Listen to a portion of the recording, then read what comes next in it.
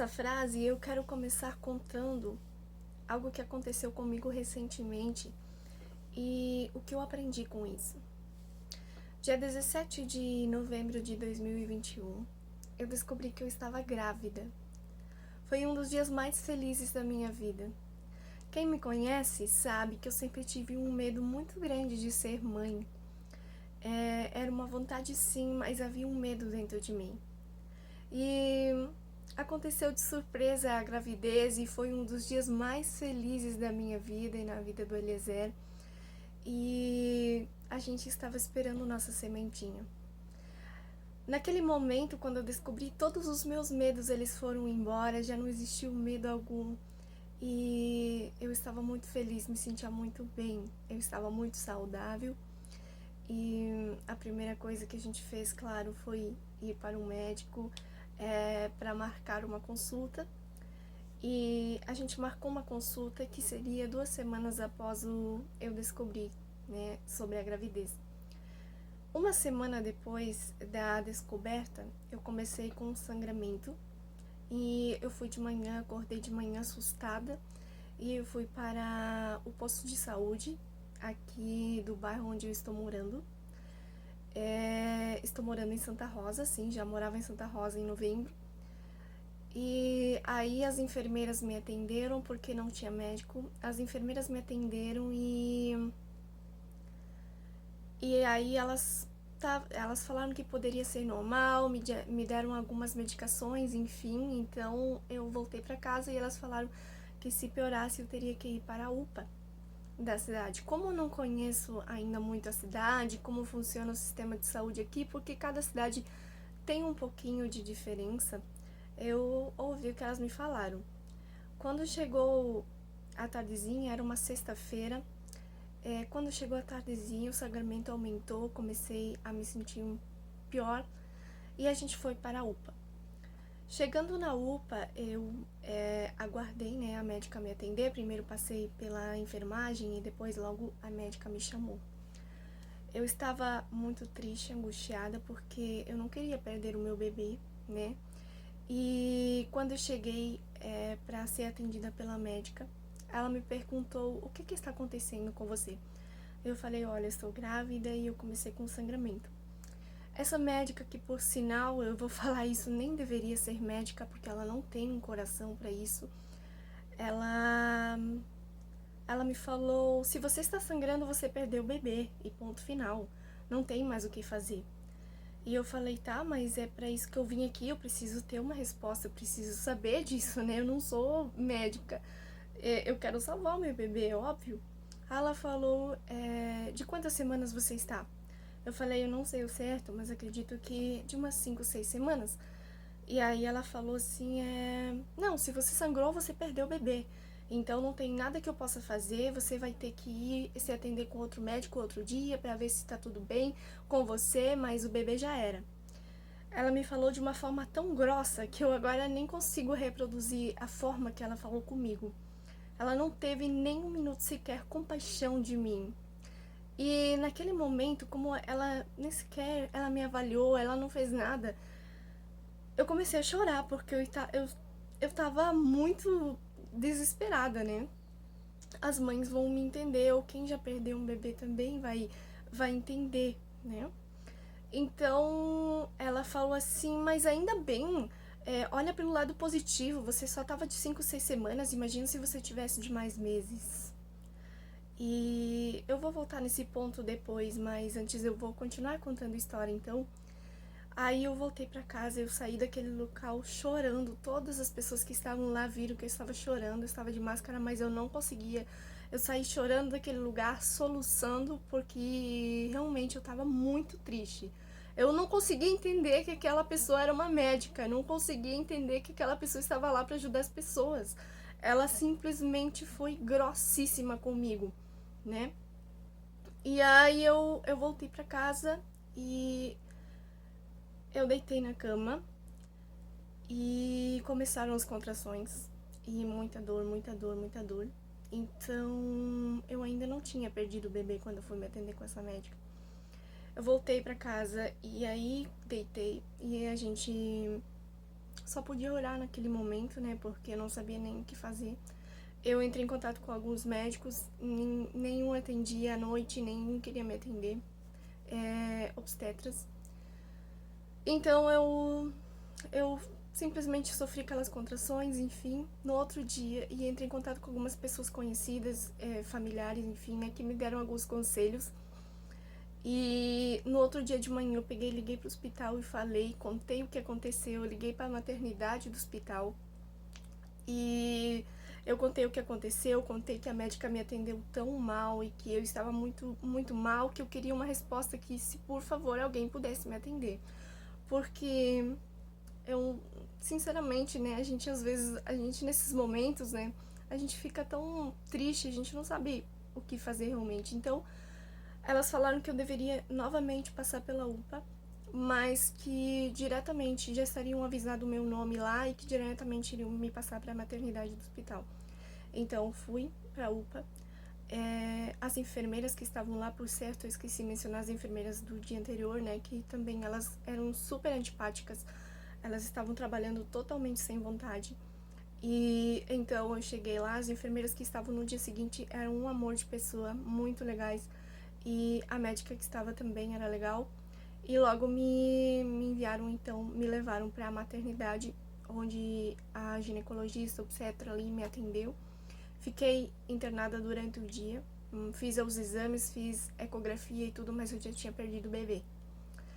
E eu não conseguia nem falar naquela manhã, porque a ferida, não só pela ferida de ter perdido o bebê, mas a forma que eu fui atendida no dia anterior me fez tão mal, que era, não sei, eu não conseguia dominar meu psicológico naquele momento. Então eu cheguei de manhã, pra falar com as enfermeiras eu chorava, pra falar com a médica eu chorava, porque eu estava em estado de choque de que uma pessoa pudesse desprezar alguém tanto.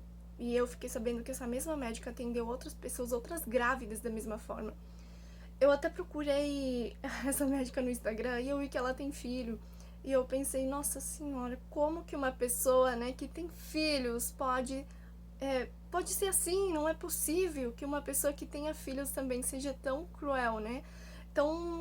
Um coração tão frio, que a gente não consegue entender, né, quando a gente passa por esses momentos. E eu tenho certeza que eu não sou a única que já passou por isso. Tenho certeza que alguém que vai assistir esse vídeo vai se identificar de certa forma. E essa é a história. Mas o que eu aprendi com isso? Que essa mulher, ela desprezou a minha dor. Porque pra ela, a minha dor era muito pequena, né? A minha dor não era nada pra ela. Porque com certeza ela via pessoas que sofriam muito mais do que eu. Porém, aquele momento, isso era a minha maior dor. Essa era a minha maior dor. E ela desprezou a minha dor. Ela tentou achar justificativas para desprezar a minha dor. E ela começou a me contar histórias de outras pessoas que sofreram muito mais, tentando justificar o porquê que ela não ia me atender, o porquê que ela não ia fazer nada por mim naquele momento. Porque a minha dor não significava nada comparado à dor de outras pessoas, de outras mães, enfim, né, de pessoas que estavam em situações mais críticas. Só que aquela era a minha maior dor. Aquele era meu maior sofrimento no momento. Por quê? Porque eu estava perdendo o meu bem mais precioso, que era o meu bebê. E eu reflito, né, que muitas vezes a gente despreza a dor das outras pessoas. Já aconteceu comigo. Às vezes a gente tenta aliviar, a gente tenta diminuir a dor da pessoa, mas na verdade a gente está desprezando. A gente ouve muitas coisas quando a gente perde um filho, como você já vai ter outro, não te preocupa, não chora, você já vai ter outro filho. Mas olha para um lado positivo, só eram 6 semanas, imagina se fosse mais meses. E eu sei, todos nós sabemos que uma mãe que perde um filho de mais meses sofre mais, o sofrimento era maior. Mas a gente precisa aprender a lidar com as dores dos outros.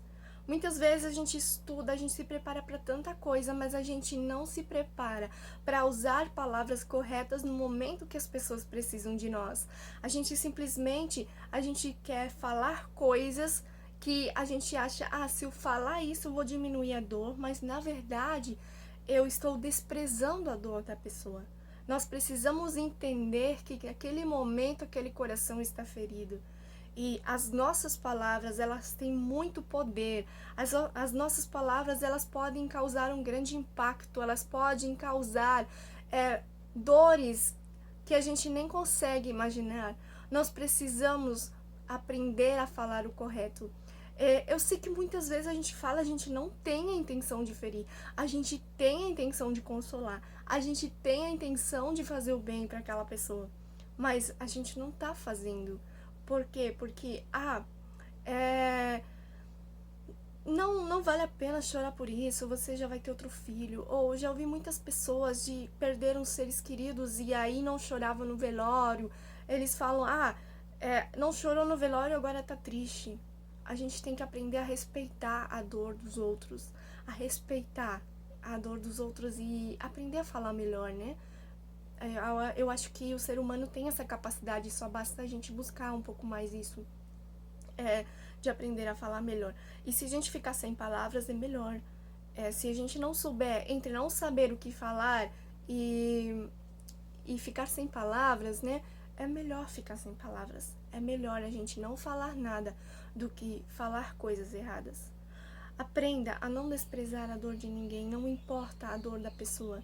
Não importa se você já sofreu mais do que essa pessoa que está sofrendo no momento atual. Não importa se você sofreu menos ou se você acha que outras pessoas sofreram mais do que essa pessoa está sofrendo. Aprenda a respeitar a dor dos outros. Aprenda, não seja como essa médica que me desprezou, que desprezou a minha dor, que desprezou o meu sonho, que desprezou tudo que havia em mim naquele momento. Ela me tratou como se eu fosse um lixo. E simplesmente por ser muito, muito grossa e não ter coração. Eu falei pra ela, ainda naquele momento, falei, como você pode me tratar assim? Você está aqui pra isso. Ela falou, não, mas é assim, tem pessoas que precisam mais da medicina do que você. E eu saí chorando, ela no final ficou meio sem jeito, mas eu acredito que ela não tenha refletido não, porque quando a pessoa chega nesse estágio, eu não sei se ela ainda reflete sobre suas ações, né? Então, mas isso me trouxe algo muito profundo, né? O quanto às vezes a gente quer tentar diminuir a dor dos outros, mas a gente não sabe, a gente despreza as dores. Muitas vezes sem querer, outras vezes a gente fala sem pensar, outras vezes a gente fala pensando, mas a gente age sem querer, a gente não sabe que aquilo pode ferir a pessoa, né? A gente tem que ter empatia e pensar na dor que a outra pessoa pode estar passando. E se precisar de silêncio, que seja em silêncio, então. Mas precisamos pedir sabedoria a Deus, para que Ele nos dê sabedoria e que a gente possa fazer diferença no mundo e tratar as pessoas como elas merecem. Tratar as pessoas com amor, com carinho, tratar as pessoas com... transmitir paz às pessoas, né? Dar um pouquinho de paz nos momentos difíceis. O mundo está cruel, mas nós temos que fazer a diferença. Nós temos que ser luz no mundo. Nós temos que ter palavras e buscar ter essas palavras, buscar no Senhor Jesus essas palavras que às vezes a gente não consegue, mas Ele pode nos dar. O Espírito Santo pode nos guiar, que a gente possa melhorar com as nossas palavras, melhorar e sermos pessoas melhores, né? Para que quando pessoas precisem de nós, que elas possam ouvir realmente palavras de consolo e não palavras de desprezo. A gente precisa respeitar a dor dos outros, não importa quem seja, não importa o que seja, a gente precisa aprender a respeitar as dores dos outros. Aquilo que a pessoa está passando é por alguma coisa, é por algum motivo, mas nós temos que aprender a respeitar. Respeite as dores dos outros, respeite e espalhe amor, espalhe compaixão, espalhe paz. Que Deus abençoe a sua vida e mais uma vez, não despreze as dores dos outros.